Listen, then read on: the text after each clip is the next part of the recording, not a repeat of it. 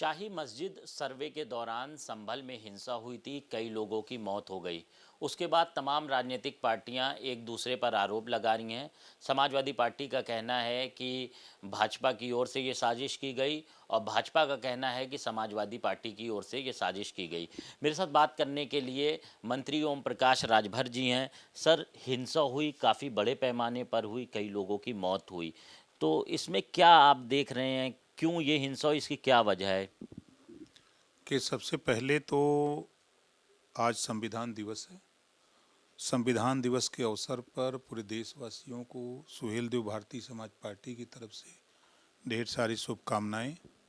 जो बाबा साहब डॉक्टर अम्बेडकर जी ने संविधान में पहले पन्ने पर लिखा है, समता, स्वतंत्रता, बंधुत्व, न्याय, तो हम प्रदेशवासियों से, देशवासियों से कहूँगा, खासतौर से उन पिछड़े, अति पिछड़े, दलित, मुस्लिम समाज से कहूँगा कि संविधान के विषय में ज़्यादा जानें, पढ़ें, और ताकि पूरा देश संविधान से चल रहा है, सबको वो हिस्सा जिसको मिल रहा है, जिसको नहीं भी मिल रहा है तो उसको संविधान से ही मिलेगा। इस नाते इस संविधान दिवस के अवसर पर हम देशवासियों से, प्रदेशवासियों से सुहेलदेव भारतीय समाज पार्टी ओम प्रकाश राजभर ढेर सारी शुभकामनाओं के साथ कि आप संविधान को मानें।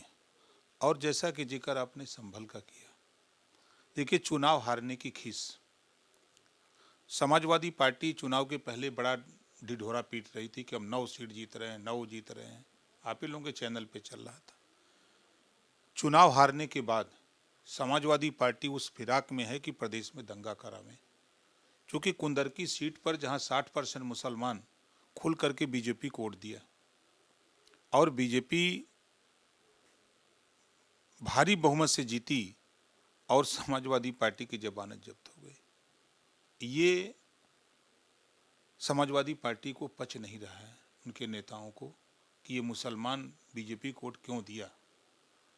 तो इस नाते समाजवादी पार्टी हमेशा प्रयासरत है, उनके नेता हमेशा प्रयासरत हैं कि प्रदेश में दंगे, नफरत की राजनीति हो, ताकि मुसलमान बीजेपी से नफरत करे और हमारे साथ आवे, हम ही को वोट दे, और वो शिक्षा की बात ना करे, स्वास्थ्य की बात ना करे, रोजगार की बात ना करे, नौकरी की बात ना करे। ये दिमाग में समाजवादी पार्टी के नेताओं के ऊपर है कि वो इन सब चीज़ों पर चर्चा न करे, वो सिर्फ नफरत सोचे और भाजपा से दूरी बना के रहे। यही समाजवादियों की, कांग्रेसियों की, बसपाइयों की, सबकी यही चाल होती है। आज पहली बार आज़ादी के बाद संविधान के दायरे में थोड़ा सा मुस्लिम बच्चों ने संविधान की बात को माना। 51 बच्चे आईएएस हुए मुसलमान के। आज जो बच्चे संविधान को मान रहे हैं, आज वो आईआईटी, आईटी, मेडिकल की तैयारी कर रहे हैं, अच्छी शिक्षा हासिल कर रहे हैं। और समाजवादी पार्टी, कांग्रेस, बसपा, ये हमेशा नफरत की राजनीति सिखाते हैं। उसी का नतीजा संभल कांड है। सर, जो समाजवादी पार्टी के सांसद हैं वहाँ से ज़ियाउर रहमान बार्क, उन पर मुकदमा दर्ज हुआ है। इसके अलावा समाजवादी पार्टी तमाम आरोप लगा रही है कि ये भाजपा ने जो तमाम मुद्दे हैं चुनाव के, जो समाजवादी पार्टी आरोप लगा रही थी कि बेईमानी हुई है, उसको भटकाने के लिए किया है। नहीं, देखिए, तो अगर वो बेईमानी की बात करते हैं तो करहल में बेईमानी क्यों नहीं हो गई? करहल भी तो जीत सकते थे। कानपुर की सीट सीसा मऊ भी जीत सकते थे, लेकिन वहाँ बेईमानी क्यों नहीं हुई? ये सिर्फ आरोप लगाना और हार की टीस की वजह से कि मुसलमान बीजेपी को वोट क्यों दिया, मुसलमान अपने हक के लिए, हुकूक के लिए, हिस्सेदारी के लिए वो बीजेपी की तरफ क्यों जा रहा है।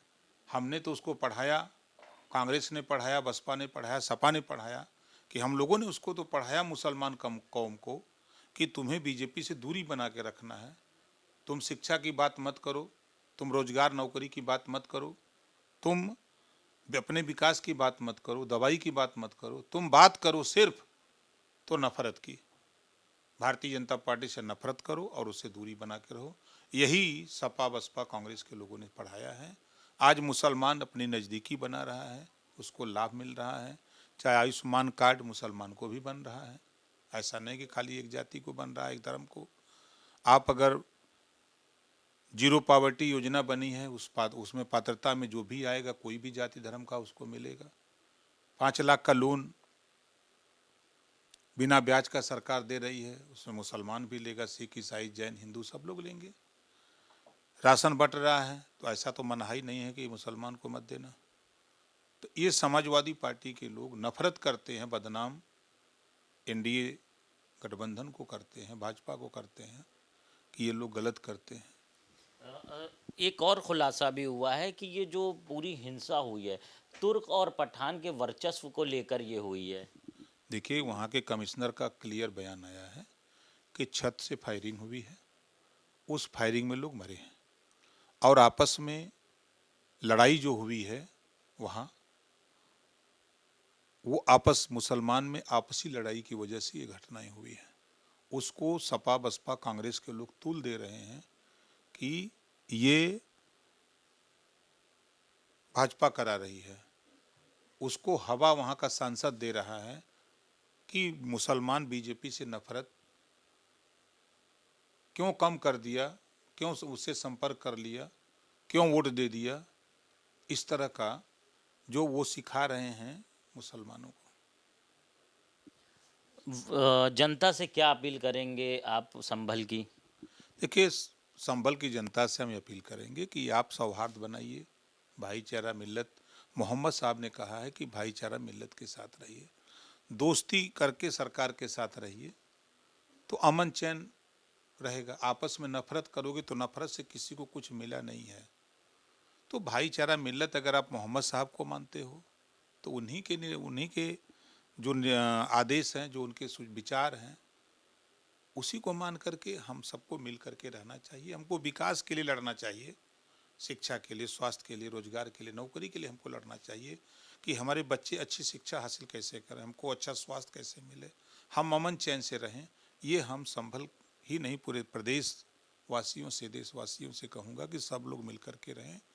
ये राजनीतिक पार्टियां नफरत पैदा करके सिर्फ वोट लेने का काम करती हैं, लेकिन विकास की बात नहीं करती हैं। एनडीए सरकार का नारा है सबका साथ सबका विकास।